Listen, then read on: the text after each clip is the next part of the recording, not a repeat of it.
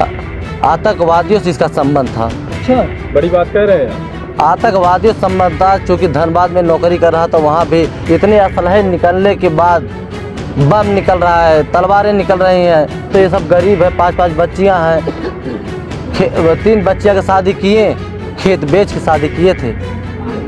आज 5-5 बच्चियाँ, एक वही अनुराग था, उसका भी चिराग दिया जलाने वाला कोई नहीं है इस परिवार में। जमीन है, ये दोनों मकान गिराया जाए। तो ये मकान जो है उसमें बना दिखाया गया कि आजमगढ़ से उनका गिरफ्तारी हुआ है, लेकिन गिरफ्तारी इनके घर में से हुआ है। इस तरफ से क्या मध्यस्थता की गई जो जमीनी विवाद था उसके लिए? परिचय क्या हुआ आपका? वीरेंद्र यादव, ग्राम प्रधान कबरुद्दीनपुर।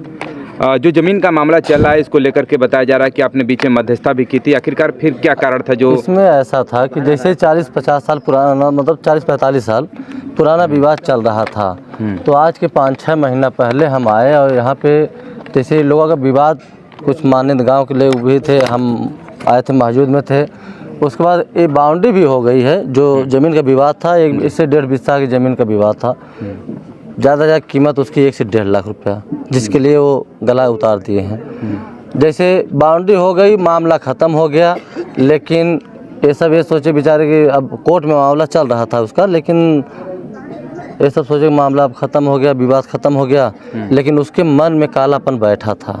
पहले से ही मन बनाया था कि नहीं, हम जो है बाउंड्री तोड़ के जाएंगे, सड़क तक लेंगे, उसके नाम की ज़मीन है। उधर हमारे बब्बा प्रधान थे, 40 शेयर अनुराग के परिवार को पट्टा भी किए थे। उसका 7 बीघा का रकबा है, उसका नाम भी 1 इंची कहीं नहीं है। पूरे जैसे 932 नंबर है गाटा संख्या, इसमें 1 इंची उसका नाम नहीं है लालता का, जिसने हत्यारा गला उतारा है। देखिए इधर मकान अवैध ग्राम समाज में बनाया है, ये बिल्डिंग ज़बरदस्ती सरकार की ज़मीन है, सरकारी ज़मीन है, ग्राम समाज है, अवैध कब्जा किया है। जैसे रहता था वो झारखंड, उसका आतंकवादियों से भी संबंध था। जब हत्या हुई सुबह, तो रामजस वकील साहब थे, तलवार निकाला घर में से और उनको दौड़ा लिया। उस समय अनुराग सोया था, उसको कुछ पता भी नहीं था। चिल्लाते हुए वकील साहब भाग गए स्कूल की तरफ, प्राइमरी, और ये उठा, इसको कुछ मालूम नहीं था। ये उठने के बाद जो है जाने लगा, दतवन तोड़ा करते हुए जा रहा था, तो पीछे से जो है रमेश यादव पुत्र लालता ने वो समय पाछे से इतनी तगड़ी तलवार मारा, रमेश ने उस समय उसका गला उतर गया। ऐसा लग रहा था कि कहीं तलवार का ट्रेनिंग दिया है, जिस तरह उसका गला रहता था, कहीं चमड़ी नहीं लगी थी। ऐसा बताया जा रहा है कि अभी उसके घर में तमाम तरह के असलहे भी बरामद हुए के बाद? कप्तान साहब घटना के बाद आए थे, हम मौके पे मौजूद थे। उनके घर में से 4-4 तलवारें, 2-2 पिस्टलें और 1 ग्रेनाइट, क्या बोलते हैं, बम बरामद हुआ। जैसे सिपाही ने लेके जा रहा था उस समय जब बोरे में, तो 4 गाड़ी के पास जाने में 4 जगह रखा हो, इतना वजन था, ले जा नहीं पा रहा था। और पहले से इसका देखने पे लगा इतना असलहा रखा कि पहले से ही प्लान बना के रखा था, और कई लोगों की मूड़ी उतारता वो। उस समय सब थे नहीं, सब अपने काम काज में किसान हैं, खेती बाड़ी में चले गए थे, और वो बच्चा सोया था, उसको मालूम नहीं था। जब से राजेश लालता के लड़के राजेश यादव जब से एसआई हुए हैं, मेरठ में उनकी पोस्टिंग थी, रमेश का भाई था राजेश, तब से इस हमारे मोहल्ले में पूरा दबदबा बनाया रखा था।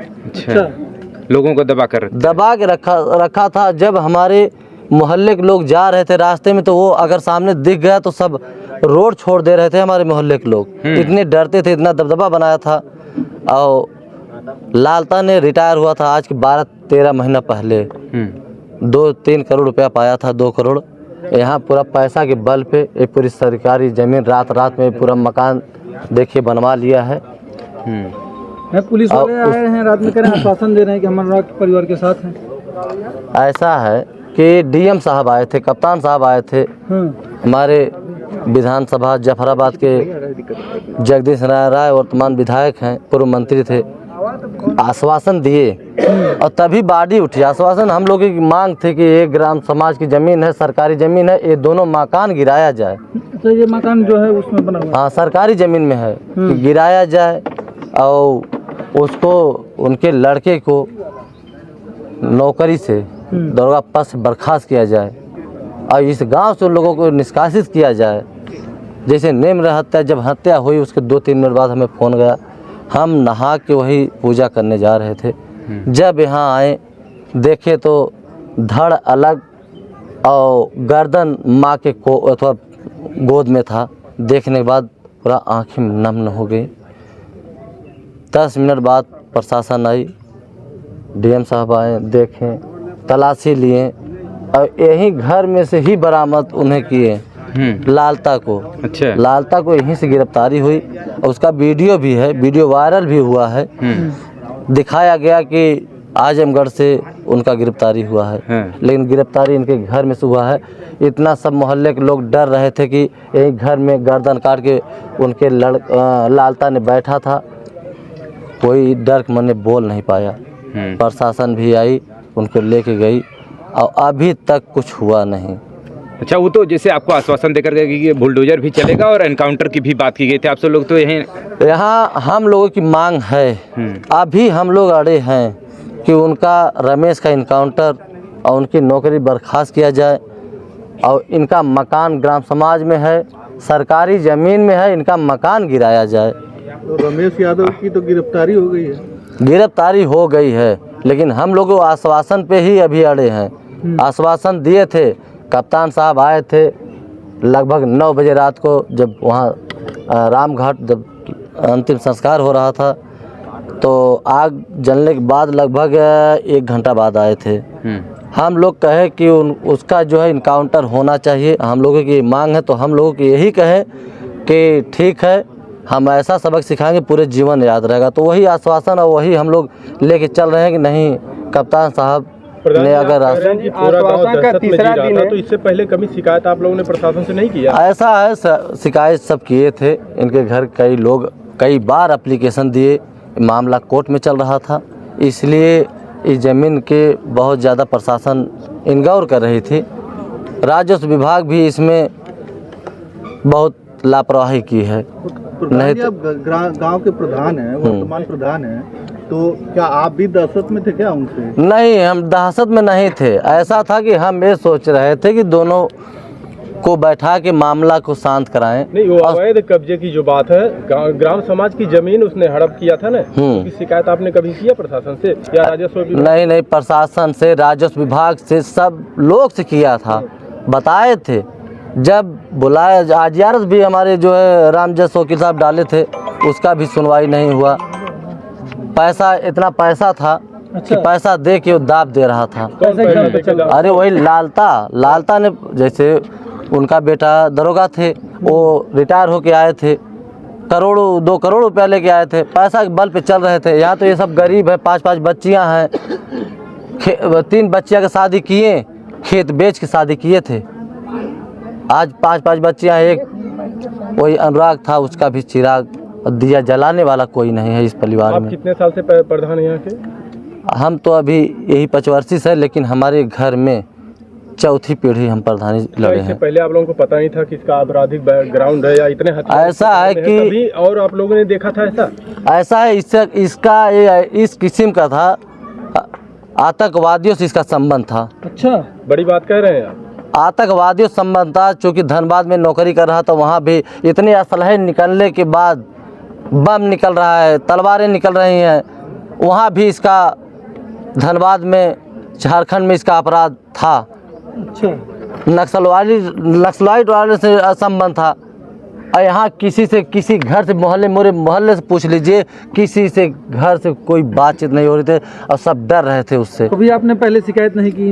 ये जो तमाम अभी आप कह रहे हैं कि आतंकवादी था, तो ये घटना क्या बात बोल रहे हैं? क्या पहले आपने प्रशासन को या किसी को भी सूचित? ऐसा है कि जब असलहा निकलने के बाद तब समझ में आया कि यार ये तो, उसका बैकग्राउंड भी देखा गया, पता किया गया कि ये ऐसा अपराध, वहाँ इसका संबंध है आतंकवादियों से, और इतना असलहा निकला, बम निकला, तो क्या वो पाकिस्तानी नहीं तो क्या हिंदुस्तानी है? परिवार वाले कह रहे हैं कि इससे पहले भी उसने हथियार लेके दौड़ाया था 1-2 बार। उस समय कहाँ थे आप लोग? ऐसा है कि एक बाउंड्री वहीं बंसू यादव को हम आके इन लोगों को समझा, गांव के लोग भी मानंद लोग थे, वो बाउंड्री समझा बुझा के हम लोग कराए। हम समझाए थे लेकिन हमारे ही खिलाफ थाने पर एप्लीकेशन दिया था। नहीं, जब उसने असलाहा लेके दौड़ाया था इन लोगों को, जब शिकायत किए तो प्रशासन की तरफ प्रशासन पास ये सब गए थे, वीडियो भी अभी इन लोगों के पास है, वीडियो है जब इनके लड़के असलाहा लेके दौड़ाए थे, ये सब वीडियो भी थाने पे दिखाए थे। उस समय ये दरोगा नहीं थे और कोई था, कोई सुनवाई नहीं हुआ, पैसा दे के फिर वही दाब दिया। अनदेखी करते रहे? हाँ, बार बार अनदेखी करते रहे।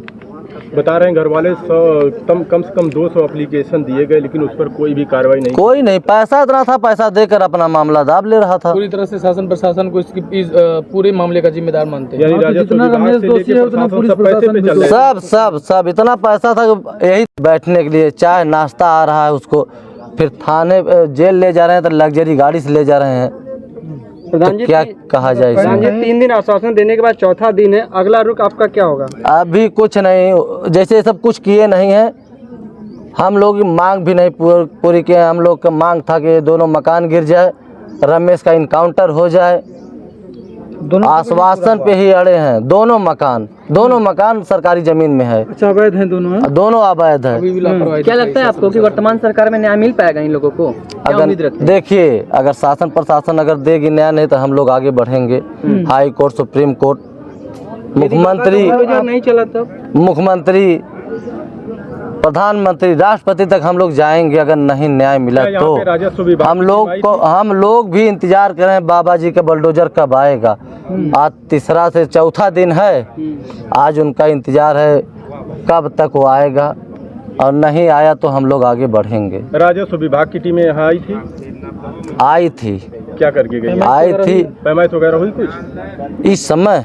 नहीं, इस समय कुछ नहीं हुआ। अच्छा, हम तो कहे कि जितना इसका मकान है इसको नापिए, कितने में है, इसको ध्वस्तीकरण कराया जाए। आप तो प्रधान हैं, आपका तो ये दायित्व बनता है। डीएम साहब कहे थे, करवा सकते हैं लेखपाल के माध्यम। डीएम साहब कहे थे प्रधान जी लिख के दीजिए और हो जाएगा, आश्वासन दिए थे। बिल्कुल, आप भी तो हम तो कहे कि हम लिख के तुरंत देंगे। ग्राम समाज में हम नपाए भी हैं इसको कई बार कि कितना नंबर कितना बड़ा है, तो पूरा ग्राम समाज में इसका मकान बना हुआ है, और हम लिख के देने के लिए 24 घंटे तैयार हैं कि लिख के देने के लिए। अवैध में बना हुआ है। अवैध में बना हुआ है, चलना चाहिए। हाँ, बुलडोजर चलना चाहिए, दिवाली तभी न्याय। एक सवाल, दिवाली के समय में जो है घर का चिराग चला गया, ठीक है, अब चलिए न्याय मिल भी जाता है, उसके साथ साथ और क्या चाहते हैं इनके परिवार के लिए, और क्या क्या हो? अच्छा, देखिए, हम ये चाहेंगे 5 बच्चियां हैं, जो बच्चा एक खिलाड़ी है उसको नौकरी दें। सरकार से यही अथवा है, शासन से प्रशासन से यही है कि जना अपना माता पिता का, अपने बहन को खिला जिला सके। चलिए बस करिए।